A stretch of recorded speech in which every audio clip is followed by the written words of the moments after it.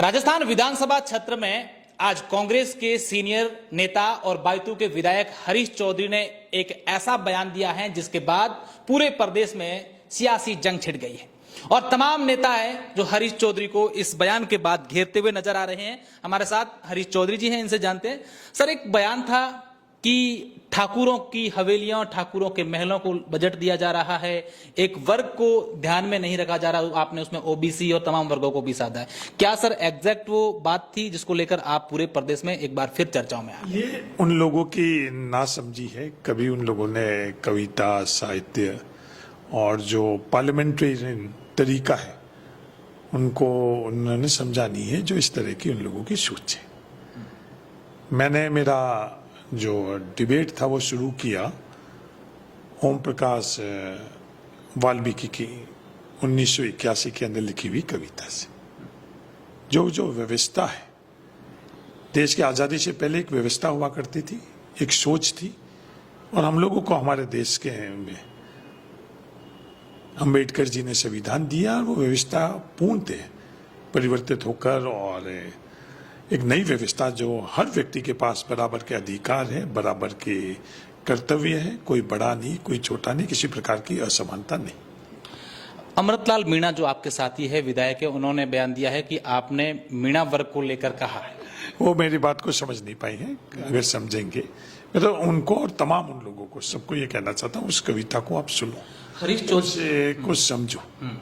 हरीश एक शब्द अगर आप समझोगे, और आप जब इस समाज के अंदर जिस तरह से फैसले हो रहे हैं, क्या ये फैसले सबके लिए हो रहे हैं या कुछ लोगों के लिए हो रहे हैं? एक सोच है, उस सोच के खिलाफ हम लोगों को लड़ना पड़ेगा। और इन लोगों की नासमझी है कि सोच के जगह जो शब्द वो ठाकुर, वो किसी एक जाति का है क्या? नहीं, किसी जाति का नहीं है। सिर्फ विवाद करने के लिए उस सोच से जो सहमत है, जिस सोच से हम लोग खिलाफ है, हम असमानता के खिलाफ है और वो असमानता के पक्ष में है, वो लोग इस सोच को तायद करने चाहते हैं कि इस समाज में दो तरह की व्यवस्था होनी चाहिए और हम किसी भी तर्क, कुतर्क, दबाव परिस्थितियों के अंदर ये बात हमको मंजूर नहीं रह सकती है।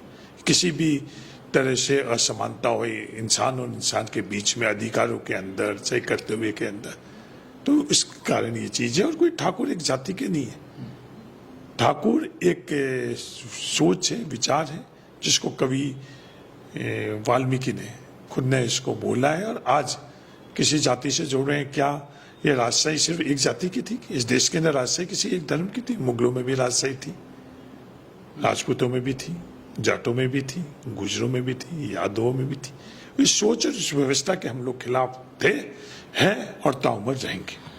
1981 ओम प्रकाश वाल्मीकि ने जो एक कविता लिखी, उस कविता को हरीश चौधरी को आज सदन में उन पंक्तियों के साथ प्रस्तुत करने की कहाँ जरूरत लगी कि ये पंक्तियां आज कहां पर फिट बैठ?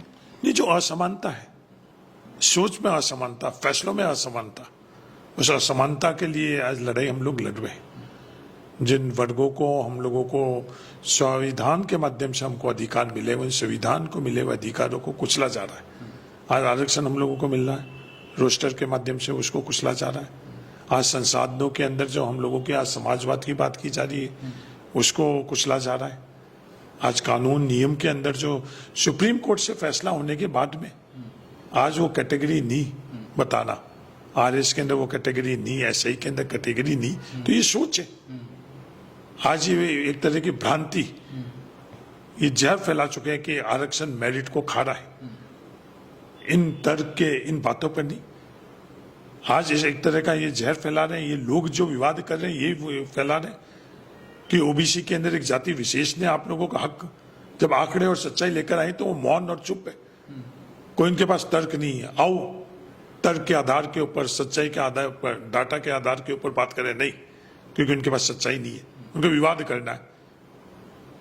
आज उन लोगों का लक्ष्य, उन लोगों का मकसद सिर्फ चुनावी राजनीति है। उनको किसी को एमएलए को बनना है, उन्हें किसी को मंत्री बनना। हरीश चौधरी के लिए एमएलए और मंत्री महत्वपूर्ण नहीं है। चुनाव लड़ेंगे नहीं लड़ेंगे, चुनाव हारेंगे तो हार मंजूर है, पर इस विचार, इस विचारधारा, इन मुद्दों के ऊपर कोई भी किसी प्रकार की कॉम्प्रोमाइज नहीं करेंगे, जिसके लिए हम लोगों के करोड़ों लोगों ने शहादत दी, करोड़ों लोगों ने उस समय यातना सहन करी। इस विचार से कहीं समझौता नहीं। उसी समय एक बयान फिर चर्चाओं में आया, रिफाइनरी और हरीश चौधरी, जो लोकसभा चुनाव से ये मुद्दा उठाया और अभी तक भी आपका पीछा नहीं छोड़ रहा है। ये उन लोगों की कमजोर तार्किक चीज है। पहले भी उन्होंने बात की, उन्होंने ये बात शुरू करी, मैंने चुनौती दी कि आओ आप इसके बारे में चर्चा करें। समय उनका, जगह उनकी, और वो वहां से दौड़ गए। आज भी जिस प्रकार से वो भेदभाव हो रहा है, आज ये जहर कौन फैला रहे हैं? वो जो विवाद करने चाह रहे हैं वो फैला रहे हैं। उन्होंने ये बात करी कि मूल ओबीसी, किसी और ने नहीं करी। उन्होंने ये बात करी कि एक जाति उसमें करी, तो जातिवादिता उनमें। कोई आंकड़े लेकर आई, आंकड़े उनके पास नहीं है। कोई सच्चाई लेकर आई, सच्चाई नहीं है। कोई भी एजेंसी, सब एजेंसी कर चुकी है। आज उनको मैं और चेतावनी देना चाहता हूं, आप भी किससे करवाना चाहता हूं, जांच करो। हरीश चौधरी पाकदामन था, है और रहेगा। ये वो लोग कर रहे हैं। आज शिव के अंदर क्या तांडव मचा रखा उन कंपनियों के अंदर। आज ये जाति के आधार के ऊपर यहाँ विवाद करना चाहते हैं। मैंने उस दिन भी, पहले भी कहा, आप पता कर लो कि जिस तरह से निष्पक्ष तौर के ऊपर आज रिफाइनरी के अंदर काम हो रहा है, इन लोगों की मंशा पूरी नहीं हुई। आज इनकी खुद के विधानसभा क्षेत्र के अंदर किस तरह से लिग्नाइट के अंदर ये लोग कर रहे हैं, जांच करने के लिए वो कहे, सीबीआई को वो दे। हम लोगों की तो सीबीआई में हो चुकी है। आज जो एमएनसी काम कर रही उसमें दे, किसी की हिम्मत नहीं है, क्योंकि वो पाक दामन साफ नहीं है। हरीश चौधरी पाक दामन साफ था, है और रहेगा। बाईटू के अंदर जो भी काम चल रहे हैं वो साफ सुथरे काम चल रहे हैं, इसलिए विवाद के अलावा उन लोगों के पास कुछ भी नहीं है। पहले भी वो देख चुके हैं, इस समाज के अंदर विवादों का कोई स्थान नहीं है। भविष्य के अंदर ये जो बात आवाज दबाना चाहते हैं, इस विचार को दबाना चाहते हैं, क्या उन लोगों ने आज करने के प्रयास किए, ये बात नहीं दबेगी, ये विचार नहीं दबेंगे। ये जातिगत रंग देना चाहते हैं, ये जातिगत रंग नहीं है, असमानता की लड़ाई है। किसी भी तौर पर असमानता स्वीकार्य नहीं है। हरीश चौधरी को लेकर ये कहा जाता है, हरीश चौधरी ने अपनी जुबान से भी कहा है कि सीबीआई को लेकर दिल्ली में आप ही की पार्टी कुछ नेताओं द्वारा शिकायत की गई। नहीं, सीबीआई को तो इनको मैं कह रहा हूं ना, करवा दो। जो आज हल्ला कर रहे हैं वो करा दे।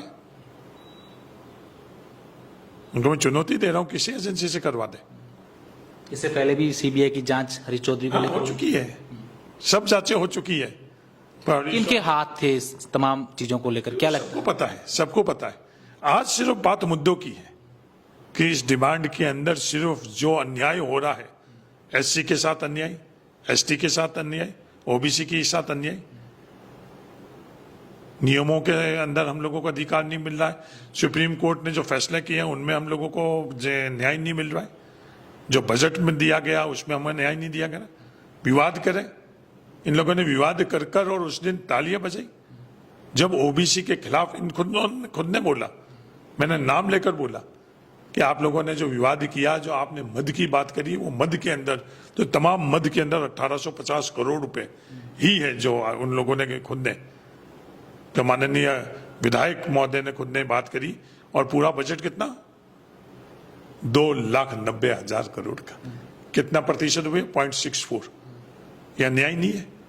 आज स्कूटी योजना के अंदर सिर्फ एक वर्ग को आप छोड़ रहे हो, ओबीसी के अंदर विवाद करने के लिए। तो आप ओबीसी के अंदर मूल ओबीसी और ओबीसी की बात कर रहे हो। मैंने कई दफे चुनाव के अंदर पहले और आज भी ये बात कर रहे हैं, मूल ओबीसी और ओबीसी की। दोनों को मिलकर कितना मिल रहा है? दोनों को मिलकर कुछ भी नहीं मिल रहा है। 21% मिल रहा, नहीं मिल रहा है। ये बात कर रहे हैं एक जाति की, उनके अधिकारों का आनंद कर रहे हैं, एक जाति नहीं कर रही। तो जातिवादी कौन हुआ? ये लोग ही हुए। ये विवाद क्यों करना चाह रहे हैं जिससे एकजुट नहीं हुए एससी, एसटी, ओबीसी और जो भी गरीब है।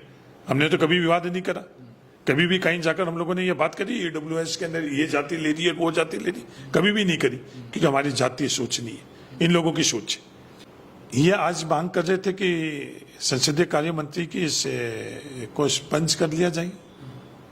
संसदीय कार्य मंत्री जी से मैंने सदन में भी बोला कि पार्लियामेंट के अंदर मनोज झा ने बोला, क्या पार्लियामेंट के अंदर बोली हुई चीज, और कई लोगों ने ये कविता बोली। अगर आपको लगता है कि किसी की भावना आहत होती है, अपने हक, अपने अधिकार, अपने उससे, तो आप राजस्थान सरकार की तरफ से उस कविता को बैन कर लो। वो तो अधिकार है उन लोगों के पास, वो बैन नहीं करेंगे।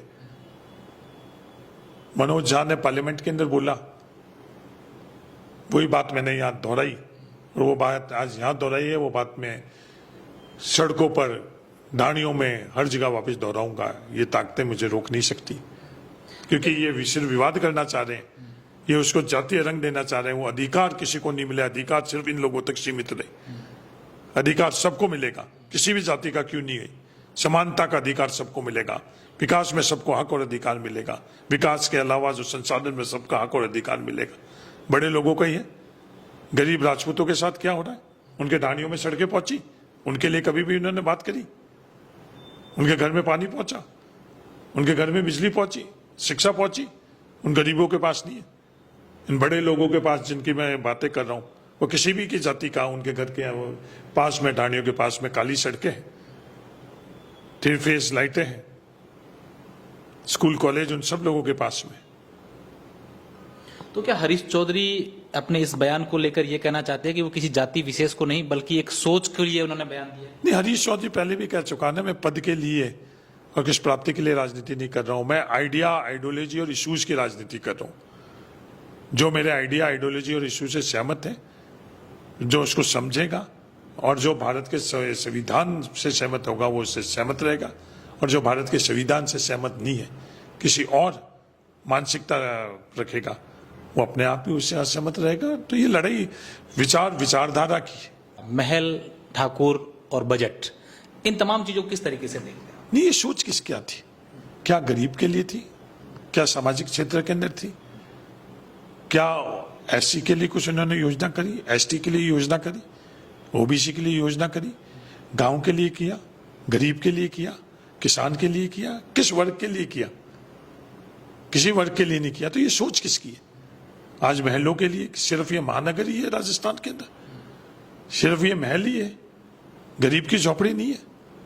आज चौड़ी सड़क नहीं है तो उसको और ज्यादा चौड़ा करो। उन लोगों के जहां रह रहे हैं उन लोगों को एलिवेटेड सड़कें चाहिए, और जो ढाणियों के अंदर रह रहे हैं, जो गांवों के अंदर रह रहे हैं, उनको न्यूनतम जो जरूरत है कनेक्टिविटी की, जो पीएमजीआईएस के माध्यम से होनी चाहिए थे 10 सालों में, केंद्र सरकार ने नहीं करी। इस बजट के अंदर भी हम लोगों का था, जब 10 सालों के अंदर केंद्र सरकार ने नहीं करी, राजस्थान सरकार ने वो कार्य करा। राजस्थान सरकार का राज्य मद से वो कार्य करा 250 तक की आबादी की।